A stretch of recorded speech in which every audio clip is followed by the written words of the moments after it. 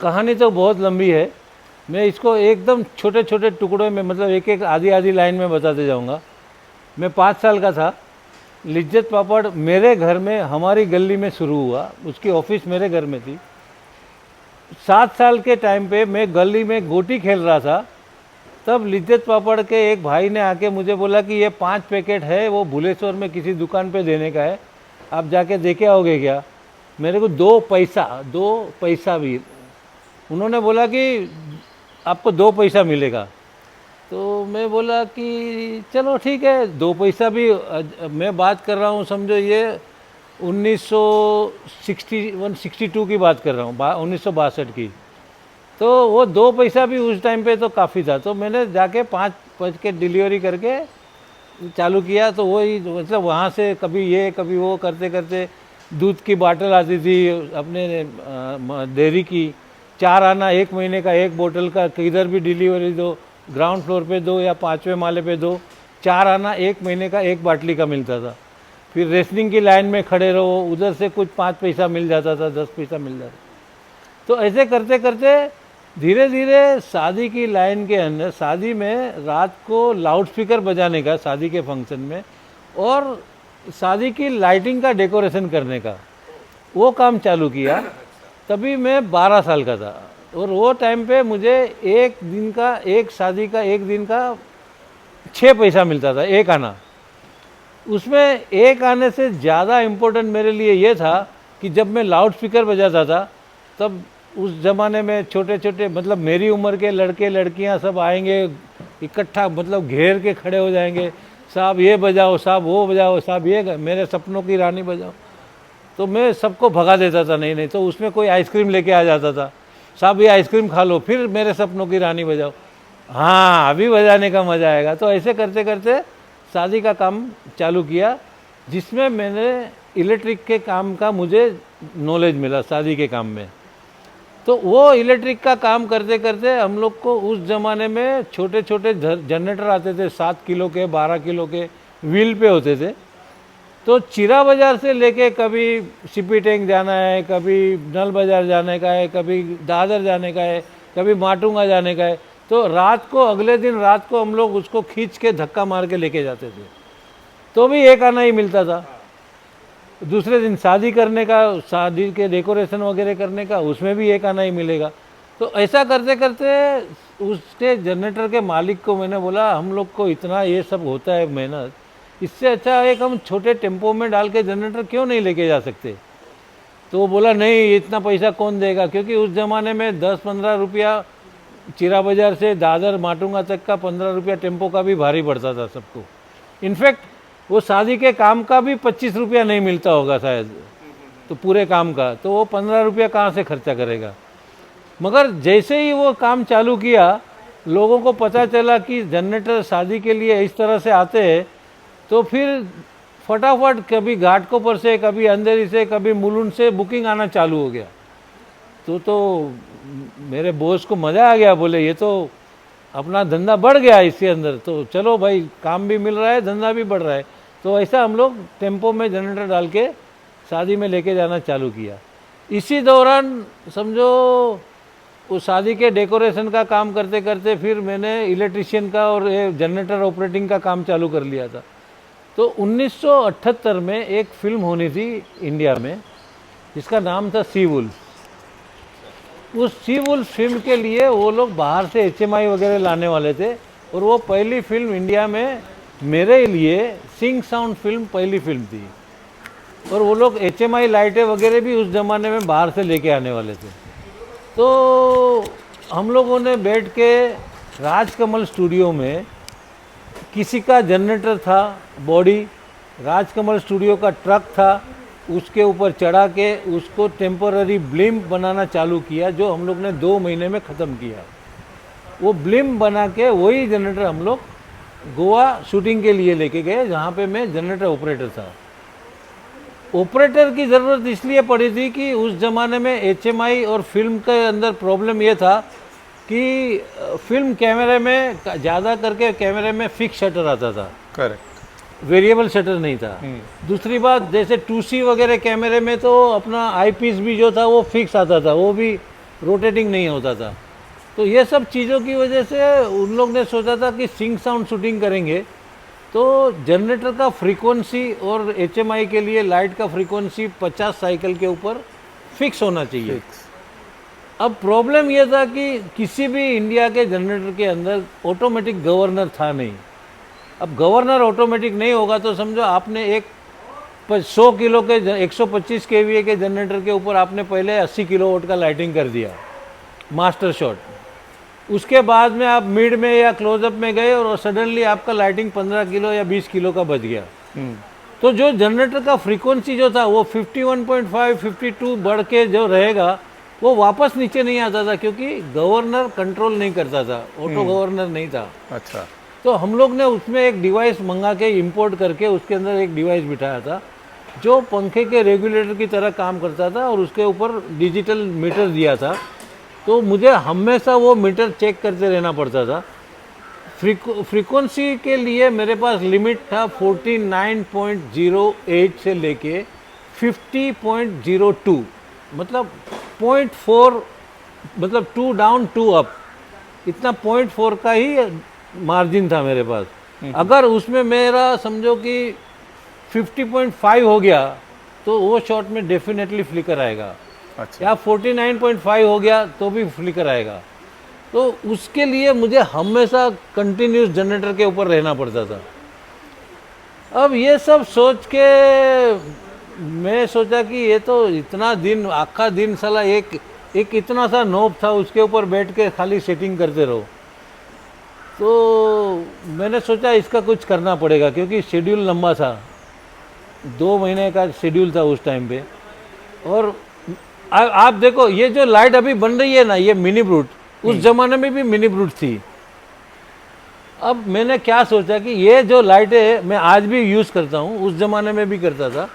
तो उस ज़माने में मैंने गैफर को बोल के, ब्रिटिश गैफर को बोल के 6 लाइटें मेरे पास रख ली। मैंने बोला ये मुझे दे दो, जनरेटर के पास रखूँगा। तो बोले 6 नहीं, मैंने आपको 3 देता हूँ। तो मैंने 6 दो, आपको जब चाहिए 3 ले लेना, मगर 3 मेरे पास रखो। तो बोला ज़रूरत क्या है? मैं बोला मैं इसको तीनों फेस के ऊपर एक लाइट डाल दूंगा, RYB, तीनों पे एक लाइट डाल दूंगा। तो बोले उससे क्या होगा? मैं बोला देखो, जब आपका जनरेटर का फ्रीक्वेंसी जब हाई होता है और आप सडनली लाइट लो कर डालोगे और मैं ये सब ऑपरेट करूं, इससे अच्छा मैं उसके बल्ब ऑन कर दूंगा या ऑफ कर दूंगा। तो जैसे मुझे समझो एक फेस के ऊपर 40 एम्पियर है, दूसरे पे 5 एम्पियर है, तीसरे पे 60 एम्पियर है। तो 5 एम्पियर वाले पे मैं 2 लाइट ऑन कर दूंगा और तीसरे पे मैं एक लाइट ऑन कर दूंगा। तो मैं 40-45 का लेवल लेके आऊँगा तीनों फेस के ऊपर। जब मेरा वो लेवल आ जाएगा तो मेरा फ्रीक्वेंसी ऑटोमेटिक सेट हो जाएगा। तो उसने बोला ये तो आइडिया अच्छा है, ठीक है तुम रख लो। तो ये सोच के मैंने वो सब मेरे पास रख लिया लाइट। अभी जैसे मुझे पता चला कि अभी एक शॉट चालू होगा तो ये मतलब पूरा टेक ओके होते होते आधा घंटा पौना घंटा निकल जाता है। तो मैं उस दौरान देखता था कि वो गैफर जो है वो काम क्या करता है। ऑपरेटर तो मेरे आजू बाजू में रहता था, वो ब्रिटिश ऑपरेटर था, मैं था, हम लोग दोनों आजू बाजू में रहते थे। तो गैफर सेट पे रहता था। अच्छा एक बात दूसरी, उस ज़माने में सबसे पहली बार इंडिया में मल्टी 20 लाइट झाका वालों ने बनाई। अच्छा। झाका एक कंपनी थी, उसने एक जर्मन लाइट का कॉपी किया और वो लाइट इंट्रोड्यूस किया उस फिल्म में यूज़ करने के लिए। मगर उसको वायरिंग का और वो सब इतना नॉलेज नहीं था। तो क्या होता था कि मल्टी का बॉडी और रिफ्लेक्टर और उसका बॉडी के बीच में गैप नहीं होता था, तो बार बार अंदर केबल जल के शॉर्ट हो जाता था। तो हमारे पास हर 10 मिनट पे एक मल्टी शॉर्ट होके बाहर आती थी। तो रिपेयरिंग कौन करेगा? नहीं तो मल्टियाँ ख़त्म हो जाएगी। तो फटाफट रिपेयर करने का, गरम लाइट ये करना है वो करना है। तो वो जो इलेक्ट्रिशियन थे फिल्म के ऊपर जो लाइट वाले थे, उनको बोलते थे तो उन लोग से इतना स्पीड में होता नहीं था। तो सब लोग ने बोला मुल्तान भाई अगर आप भी मदद करोगे तो काम फटाफट हो जाएगा। तो मैंने बोला ठीक है, जब भी मैं फ्री हूँ तो आपको करके दूंगा। तो मैंने भी रिपेयरिंग करना चालू कर दिया। तो एक दिन गैफर ने देख लिया कि मैं जनरेटर पे फ्रीक्वेंसी नहीं देख रहा हूँ, लाइट लगा रहा हूँ, लाइट रिपेयर कर रहा हूँ। मेरे पास आया, उसने मेरे हाथ से लाइट लिया, लाइट को लात मारा और फेंक दिया। ओ बोले ये काम तेरा नहीं है, तेरा काम ये है। करेक्ट। मैं बोला यार ऐसे के बात भी, उसकी बात भी सही थी कि जो काम पे मैं गया हूँ मुझे तो मेरा जनरेटर देखना है। करेक्ट। फिर भी बीच के टाइम में मैं कुछ ना कुछ करते रहता था। ऐसे करते करते करते मैंने लाइटिंग, इलेक्ट्रिशियन, जनरेटर ऑपरेटर, ये वो सब काम चालू कर दिया। तो ये 78 में मैंने डिसाइड कर लिया था कि अब की बार इसके बाद अगर कुछ भी अच्छा काम मिला, फॉरेन की फिल्म आई, तो मुझे गैफर ही बनना है। लाइटमैन में या इलेक्ट्रिशियन में कर सकता हूँ मगर मैं रहूँगा नहीं, मैं गैफर का काम। और मैंने गैफर का काम चालू कर दिया। तो 1980 में इस्माइल मर्चेंट के पास मैं पहले से जुड़ा हुआ था उनके साथ। तो 1980 में जब उनकी फिल्म बननी थी हीट एंड डस्ट, तो उस फिल्म में मुझे एज ए गैफर काम करने का मौका मिल गया। और वॉल्टर लासली बहुत पुराने कैमरामैन थे, उन लोग ने 5-6 फिल्में उन्होंने पहले ही इस्माइल मर्चेंट के लिए बनाई थी, जिसमें मैंने भी काम किया था, तो हमारी पहचान भी थी।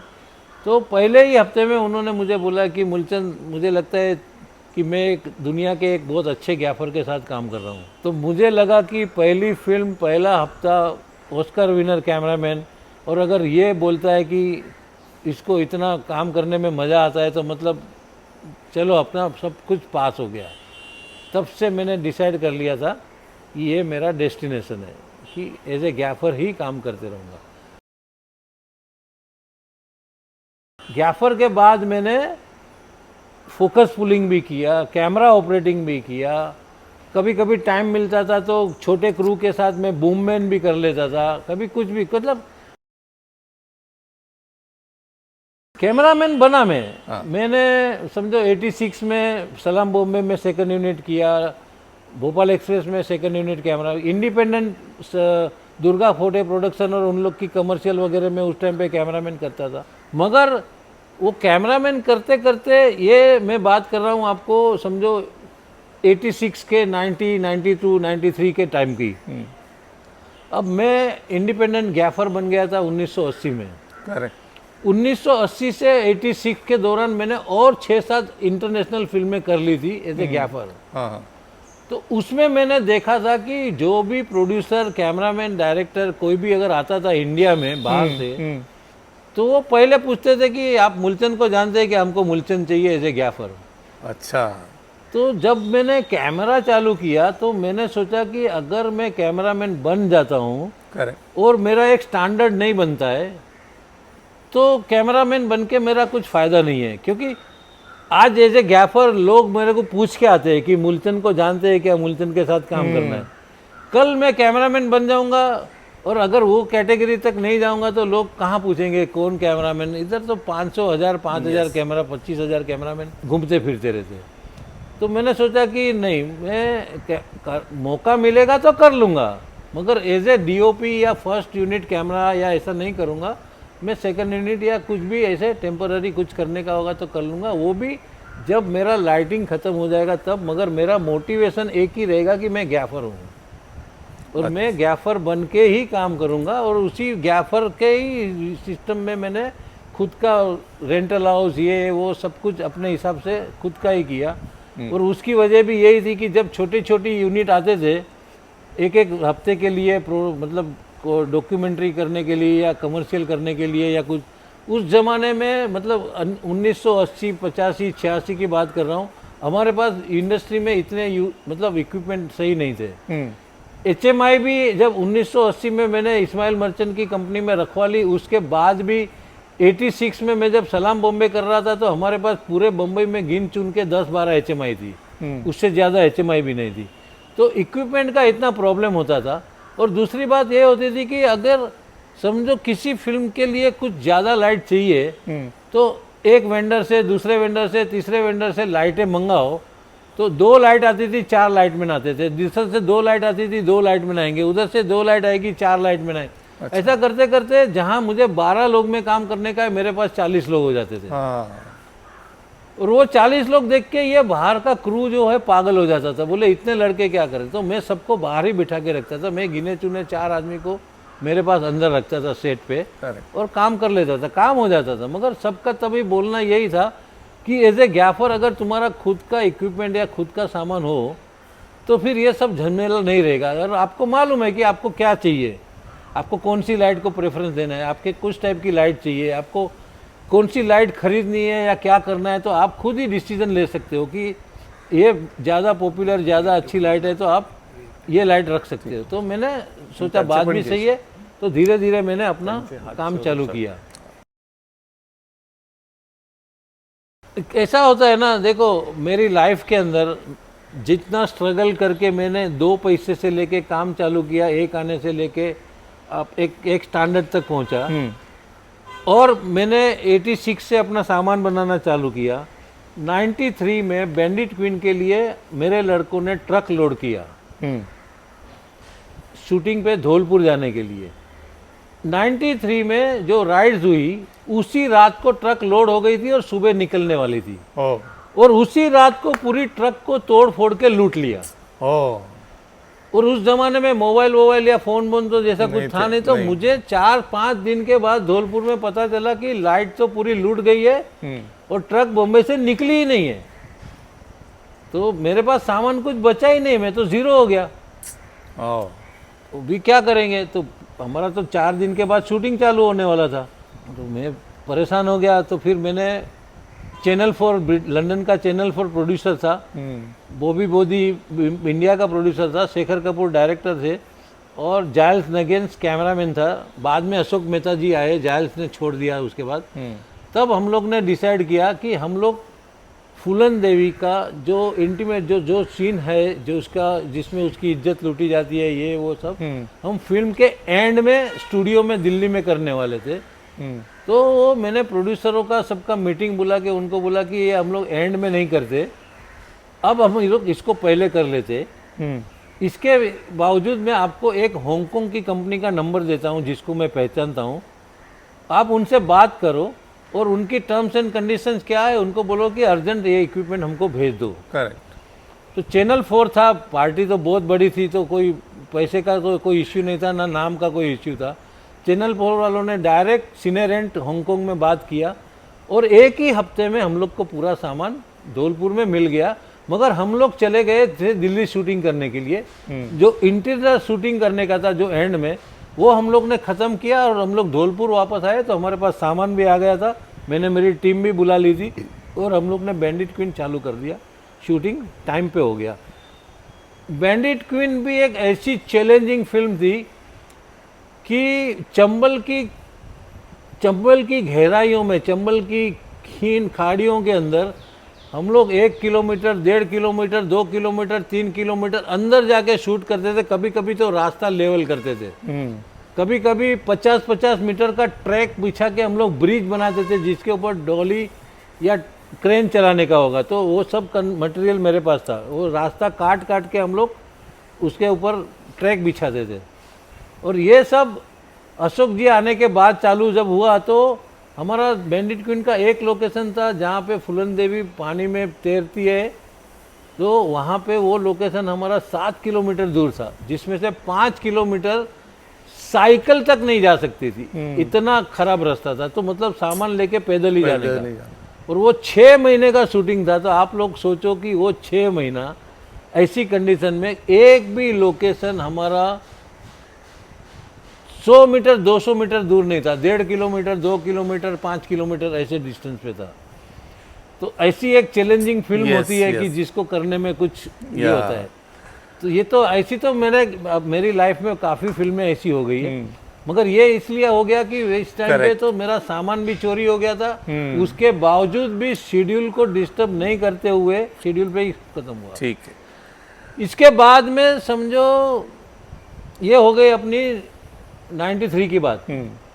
उसके बाद मैंने फिर से वापस बम्बई आके सामान बनाना करना चालू किया, ये किया वो किया सब किया। तो बम्बई में 2005 की बाढ़ आ गई। वो बाढ़ के अंदर मेरा ओसीवीरा पे जो मेरा गोडाउन था, 7 फुट पानी के अंदर सारी लाइटें पूरी डूब गई थी। मतलब लाइट खोलो तो अंदर पूरा कीचड़ ही दिखता था, बल्ब या रिफ्लेक्टर या HMI का कोई इलेक्ट्रॉनिक पार्ट्स या कुछ भी नहीं दिखता था। तो मतलब वो मेरे लिए तो वापस जानलेवा था। मतलब एक बार 78 में मेरा बच्चे का एक्सीडेंट हो गया था, तभी मैं मेरी लाइफ में ज़ीरो हो गया था। 93 में दोबारा ज़ीरो हो गया, 2005 में तीसरी बार मैं ज़ीरो हो गया। तो वापस से 2005 में वो सब सामान जब मैंने एरी वालों को मेल किया कि अब क्या करने का, ये कंडीशन है, तो उन लोगों ने एक लंबा चौड़ा मेल भेज दिया था जिसका मुझे करीब करीब 15-17 करोड़ का खर्चा होता था रिपेयरिंग का, कि ये मदरबोर्ड चेंज करने का, ये करने का, इसको प्लेट बदली करने का, ये बदली करने का। हम लोग ने सोचा कि हम खुद ही करते हैं, जितना करेंगे उतना करेंगे, जितना हो सकता है करेंगे। ऐसा करते करते हम लोग ने 6 महीने के अंदर सारी लाइटें रिपेयर की, जिसमें से 90% लाइट मेरी वर्किंग कंडीशन थी। और उसमें मैंने 3 इंटरनेशनल प्रोजेक्ट किए उसी में, वही लाइटों से। और उसी का वीडियो मैंने एरी को दिखाया। मैं बोला आप लोग जो बोल रहे थे और मैंने ये किया। बोले ये ऐसा हो ही नहीं सकता है। मैं बोला आपके सामने है जो भी है। करेक्ट। आखिर में वो एरी वालों ने वो वीडियो मेरे से लिया। आज वो लोग अपने वर्कशॉप में दिखा रहे हैं कि देखो हमारा प्रोडक्ट। एक्चुअली वो उनका प्रोडक्ट नहीं है, वो मेरा है। यस। क्योंकि मैंने उसको बनाया, मैंने उनको सिखाया, उनको तो पता ही नहीं था। yes. उनका तो क्या है, ये खराब हो गया निकालो फेंको, खराब हुआ निकालो फेंको, पैसा दो वैसा दो, निकालो फेंको। यस। हम इंडियन लोग हैं कि जो ऐसे तुक लगाते हैं और ऐसा ऐसा काम करके अपना काम चलाते। हाँ रोल। सर आपने मतलब इतना काम किया, इतना बताया है, तो उसमें काम करते वक्त आपको आपका पसंदीदा कोई सिनेमाटोग्राफर हुआ, इंडियन या फॉरेनर कोई, वो जरा बताइए।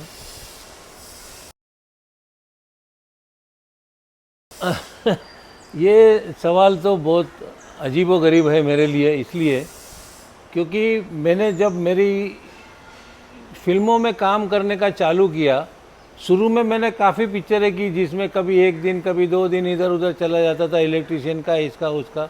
मगर 78 के बाद 80 में मेरी पहली फिल्म एज ए गैफर मैंने जो की, तब से मेरे पास एक सिस्टम बन गई थी कि कोई भी काम हो, एक दिन का हो, एक डॉक्यूमेंट्री 1 हफ्ते की हो, या एक फिल्म पूरी 2 महीने 3 महीने 6 महीने की हो, कोई भी काम मैं स्क्रिप्ट के बिना हाथ में नहीं लेता था। ओके। छोटा काम होगा तो स्टोरी बोर्ड होना चाहिए, और बड़ा काम है फिल्म या ऐसा कुछ है तो स्क्रिप्ट होना चाहिए।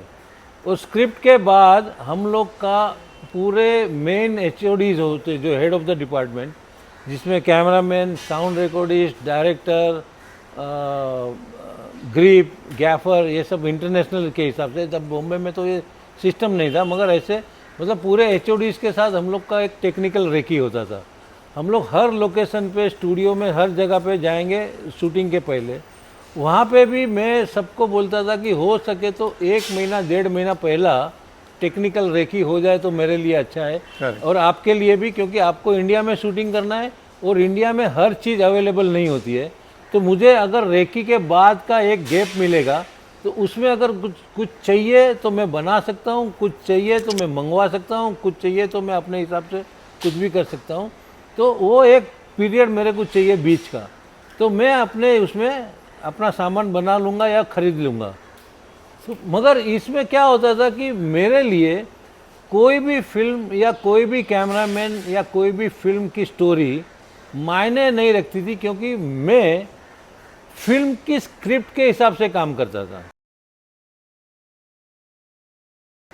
दूसरी बात, आपने जो बोला जैसे कोई एक कैमरामैन, तो अभी मैं बोलूँगा कि कैमरामैन चाहे हमारे इंडस्ट्री के बहुत ही अच्छे अशोक मेहता जैसे कैमरामैन हो, या चाहे और कोई भी कैमरामैन हो, जो भी, अगर समझो एक बार अगर वो एक लव स्टोरी पे काम करेंगे, हो सकता है दूसरी फिल्म उनके पास कोई एक ट्रेजेडी हो जाए, तीसरी फिल्म उनके पास कोई एक मतलब एक्शन हो, कोई एक्शन वाली हो जाए, कोई एक चौथी फिल्म कुछ, मतलब हर फिल्म की कहानी अलग होती है, उसकी लाइटिंग अलग होगी, उसका काम, फ्रेमिंग और ऑपरेटिंग एक अलग बात होती है। वो एक कैमरामैन की मास्टरी उसके अंदर ही होती है कि फ्रेमिंग और ऑपरेटिंग क्या होता है। करेक्ट। आजकल तो देखो कभी भी डोली चला दिया, कभी भी क्रेन चला, कि कोई मोटिवेशन है क्या है, कुछ किसको कुछ पता ही नहीं है, इधर से उधर भागे, उधर से उधर भागे, कुछ भी।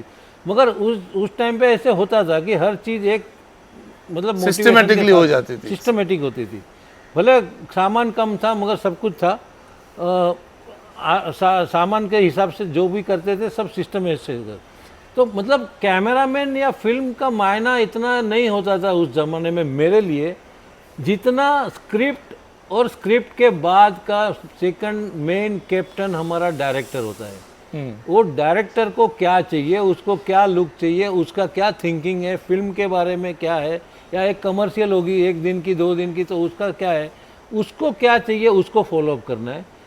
तीसरा, उसके बाद कैमरामैन और हम लोग बैठ के बात करेंगे कि भाई हमको इसको कैसे करना है, और इसके लिए उनकी राय होगी, मेरी राय होगी, दूसरे की राय होगी, सबकी राय मिला के अच्छा ये फाइनल हुआ, ये लाइटिंग या ये जो कुछ भी करना है हम लोग ऐसे करें, तब जाके एक टीम वर्क बनता है। करेक्ट। मैं बोलूँगा मेरे हिसाब से, कैमरामैन बोलेगा मेरे हिसाब से, कोई और बोलेगा मेरे हिसाब से, ऐसे कभी काम होता नहीं है, और अगर होगा तो कभी काम ढंग का होगा नहीं। करेक्ट। तो मैंने पहली फिल्म से यही सीखा है कि जो भी करने का वो सिस्टम से करने का, और जब तक कि मेरे पास स्टोरी बोर्ड से लेके स्क्रिप्ट और डायरेक्टर्स का जो इनपुट होता है, उसका जो रेफरेंसेस होते हैं उसके, वो अगर मेरे पास नहीं होंगे तो मैं वो जॉब हाथ में नहीं लेता हूँ जल्दी से। करेक्ट। तो मेरे लिए कौन अच्छा और कौन बादशाह या कोई कौन तुरम खान, ये सब चीज़ें नहीं होती है। एक छोटे बजट की छोटी फिल्म होती है अगर समझो, तो वो भी काम करके कैमरामैन अगर बाकायदा कैमरा लेके कम से कम लाइट में नेचुरल रुख रख के अगर उस फिल्म को अच्छी तरह से ख़त्म करता है तो he is also master. Good. वो भी मास्टर है। एक कैमरामैन होगा 200 लाइट लगा के कैमरा ऑपरेट करेगा, तो वो भी एक है। ये एक बहुत अच्छा सवाल है। अभी देखो, मैं फिल्म लाइन ज्वाइन किया, ऐसे लाइटमैन ज्वाइन किया था, तो मेरे पास लाइटमैन का कार्ड था। जब मैंने मेरा इक्विपमेंट डाला तो स्टूडियो एसोसिएशन का मेरे पास कार्ड था। अब जब मैंने लाइटमैन का कार्ड बना लिया था, सब कुछ कर लिया था, मगर मैं जो गैफर का काम कर रहा था वो ना लाइटमैन का काम था ना कैमरामैन का काम था। उसका एक अलग कैटेगरी था, जो कैटेगरी अगर मैं इंटरनेशनल किसी भी यूनिट में काम करता हूं तो उनको पता चलेगा, मगर इंडिया में वो कैटेगरी किसी के पास था नहीं, तो किसी को पता नहीं था। तो मैंने WICA का अप्रोच किया कि भाई मुझे अगर कार्ड बनाना है तो मैं क्या करूं, तो बोले ये तो कुछ है ही नहीं, ऐसा तो कोई हमारे पास सिस्टम भी नहीं है, तो आप कैसे कार्ड बनाओगे, क्या बनाओगे? आप कैमरा अप्रेंटिस तो नहीं बना सकते हो, क्योंकि आप कैमरा ऑपरेट नहीं करते हो या कैमरा हैंडल नहीं करते हो, आप कैमरे पे कुछ करते नहीं हो, आप कैमरा अटेंडेंट नहीं हो, आप कैमरा मतलब मैन नहीं हो, आप कुछ नहीं। तो मैं बोला मगर जो मैं लाइटिंग करता हूँ और जो मेरी स्टाइल से मैं जो काम करता हूँ, अपने पास उस ज़माने में एक कैमरे के साथ में एक मेन कैमरा असिस्टेंट होता था कैमरामैन का, जो चीफ असिस्टेंट अगर एसोसिएट बोलते थे तभी। तो मैं बोला आप एसोसिएट का कार्ड कैसे बनाते हो या चीफ असिस्टेंट का कार्ड कैसे बनाते हो? तो बोले हाँ वो तो कैमरामैन के साथ ऑपरेट भी। मैं बोला कोई तो मैं करता हूँ, मगर टाइटल है गैफर का, और मैं टाइटल गैफर का छोड़ूंगा नहीं, मैं टाइटल मेरा ही रखूंगा। और अगर आप मेंबर बना सकते हो, मेंबरशिप दे सकते हो तो ठीक है, नहीं तो मैं लाइटमैन का मेंबर तो हूँ ही। तभी मुझे लगता है कुछ लोगों ने मिलजुल के डिसाइड किया कि हाँ बात तो सही है कि भाई ये भले हमारे पास ये कैटेगरी नहीं है, मगर इनका जो काम है वो तो वही कैटेगरी का है। तो उन्होंने उस टाइम पे डिसीजन लेके मुझे असिस्टेंट का कार्ड दे दिया था, जूनियर असिस्टेंट का। उसके बाद फिर थोड़े साल के बाद मैंने एसोसिएट किया, उसके बाद थोड़े फिर और साल निकल गए, उसके बाद ऐसे करते करते मैं एक्टिव में आ गया। सबसे पहली बात, WICA का जो काम है अच्छा चल रहा है, अच्छा हो रहा है। Okay, thank you everybody.